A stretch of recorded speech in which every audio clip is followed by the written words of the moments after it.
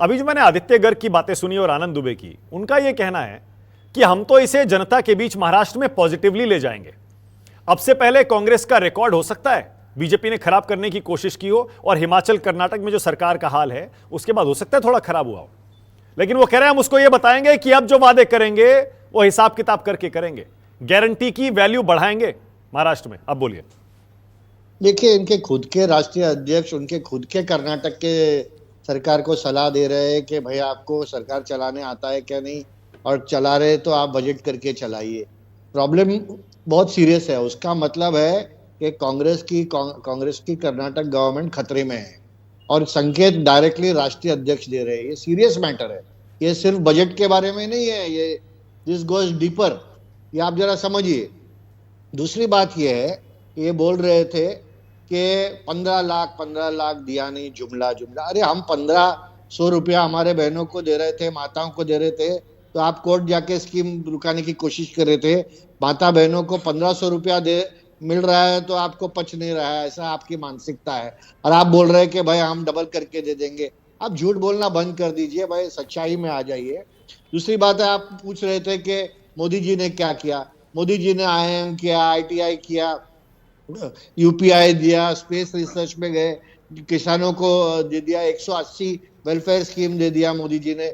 जितना मोदी जी कर सकते थे, इसके लिए 3 बार प्रधानमंत्री बने, 1 बार नहीं, 2 बार नहीं, 3 बार।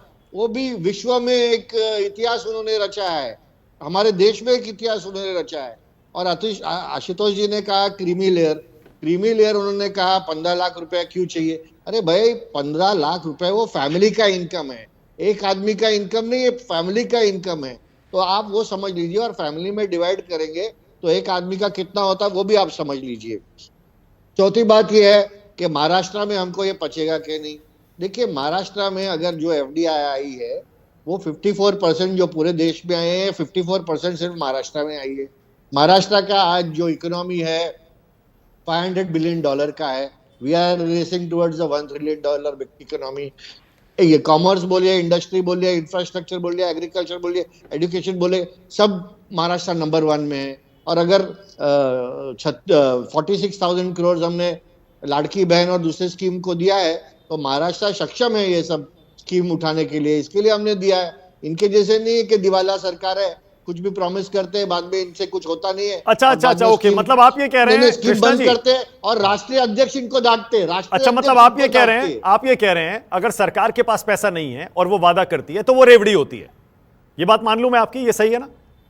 देखिए, लोगों ने हमको क्यों चुन के दिया है? लोगों ने हमको चुन के दिया है कि भाई उनको सहूलियत दे, उनका स्टैंडर्ड ऑफ लिविंग बढ़ाए, उनके लिए वेलफेयर स्कीम दे। तो हमने गलती क्या किया? हमारे पास बजट है, हमारे पास सुविधा है, हमारे पास फंड्स है, महाराष्ट्र नंबर 1 स्टेट है देश में, तो हम कर रहे हैं। ओके, मतलब अगर विपक्ष की कोई सरकार, सुनिए ना, लीडर्स है, और हमारे पास दिमाग वाले लीडर्स है।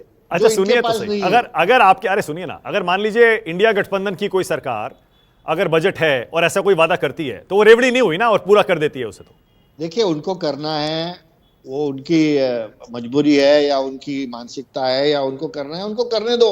हम क्या रोक रहे हैं उनको कि भाई वो मत करो। लेकिन आप जो आपके इकोनॉमी को धोखे में डाल के, आपको आपके स्टेट को डेट में डाल के ये सब स्कीम मत करो, ये हमारी। अच्छा, मतलब रेवड़ी होती भी है या नहीं होती है? कृष्णा जी साफ साफ बोलिए ना। अगर रेवड़ी होती है या नहीं होती है? देखिए, रेवड़ी होती है या नहीं होती है, वो जो कॉन्टेक्स्ट में आप लेते हैं उसके ऊपर है। अगर आपका दिवाला पिट गया आपके स्टेट का और आप दे रहे हैं तो आप रेवड़ी दे रहे हैं। ठीक है, ओके, मैं समझ गया। तो फिर आप सोशल वेलफेयर स्कीम कर रहे हो। ठीक है, ओके, मैं समझ गया। आशुतोष कुछ कहना चाह रहे हैं? आशुतोष जल्दी से, क्विकली। नहीं, मुझे लगता है कृष्णा हेगड़े जी ने जो बात कही है, आप सोचिए कि 15 लाख रुपए का जो क्रीमी लेयर बनाया गया है, जो जिस परिवार के पास 1.25 लाख रुपए पर मंथ आता है, उस परिवार को दरअसल ये षड्यंत्र है। जो गरीब परिवार हैं, जो 10,000 रुपए पर मंथ कमाते, 15,000 पर मंथ कमाते हैं, उनको रिजर्वेशन से बाहर करने का षड्यंत्र है ये। क्योंकि जो 1.25 लाख 1.5 लाख, कृष्णा जी मुझे बोलने दीजिए। भाई आप भाई क्रीमी लेयर क्यों बनाया? क्रीमी लेयर इसलिए बनाया गया ना, क्योंकि जो एफ्लुएंट क्लास है, जो अफोर्ड कर सकता है, वो रिजर्वेशन के दायरे से बाहर हो जाए।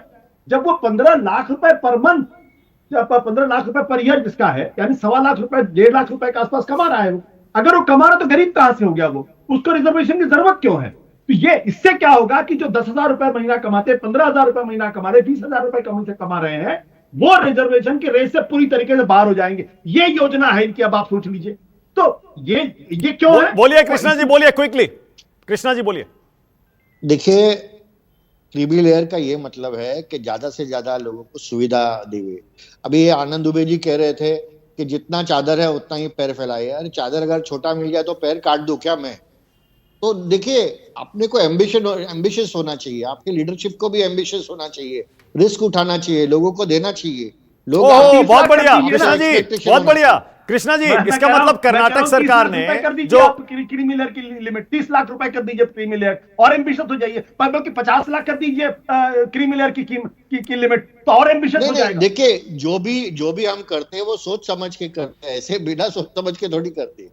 कृष्णा जी, इसका मतलब ये हुआ आप कह रहे हैं एम्बिशियस होना चाहिए। कृष्णा जी, नहीं, बहुत दिमाग वाले हो आप। कृष्णा जी, आपने कहा एम्बिशियस होना चाहिए, रिस्क लेना चाहिए। इसका मतलब कर्नाटक सरकार ने, अगर कांग्रेस ने वादा किया जो 5 गारंटी दी, कृष्णा जी, तो इसका मतलब कांग्रेस ने 5 गारंटी देकर गलत नहीं किया ना, रिस्क लिया था, एम्बिशियस थे।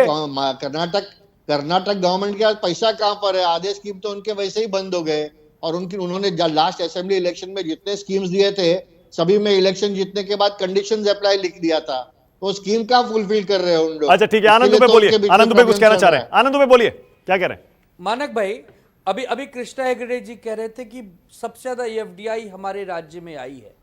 कहाँ आई है कृष्णा हेगड़े जी? कागज पर आई है, जमीन पर आई है, हवा में आई है?